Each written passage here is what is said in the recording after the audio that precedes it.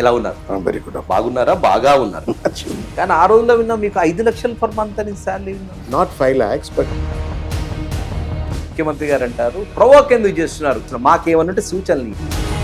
తెలంగాణలో రావణ కాష్టం లెక్క అయిపోయింది రేవంత్ రెడ్డి నేతృత్వం. వాళ్ళు వచ్చిన 9 నెలలే కదా. 9 months is a big time. Politics with Satya అంటే ఇట్లా మాట్లాడుకుందాం, ట్రూత్ విత్ సత్య అంటే ట్రూత్ మాట్లాడుకుందాం. మంచి స్కీమ్లన్నీ బాగానే పోతున్నాయి కదా. ఏ స్కీమ్స్?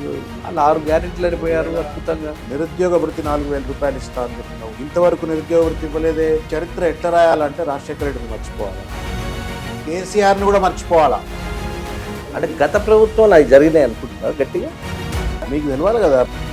మన గౌరవ ముఖ్యమంత్రి ఇమ్మెచ్యూర్ షెడ్డిప్పుతా అంటుండండి కేసీఆర్ గారికి, రాళ్లతో కొట్టి సంపుతా అంటుండండి. మీ గత ప్రభుత్వం మమ్మల్ని అడ్డగొలిగి తిప్పింది కాబట్టి ఈ ఆరోపణలు కూడా వస్తున్నాయి. దిగిపో చేత కాకపోతే.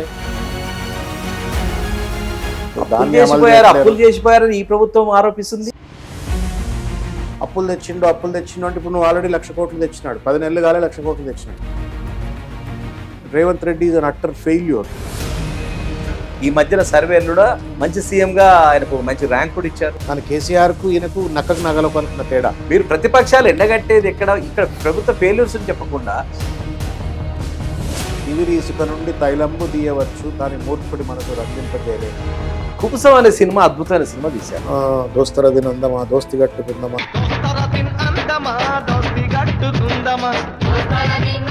ఆ సినిమా మాకేం ఫలితం ఇయ్యలే. Biggest beneficiary was Rajasekhar.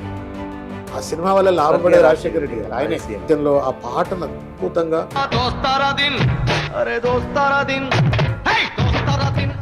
కూడా, అరే మేము పైసలు నష్టపోతాం, మీరేమో ప్రచారానికి వాడుకుంటారు, ₹1 ఇయరా అని చెప్పని మనసులో అనుకున్నాం కూడా. వాట్ అబౌట్ పవన్ కళ్యాణ్ గారితో ఎలా ఉండేది మీకు? సముద్రం లోతు తెలియదు అన్నట్టు పవన్ కళ్యాణ్ లోతు కూడా తెలియదు.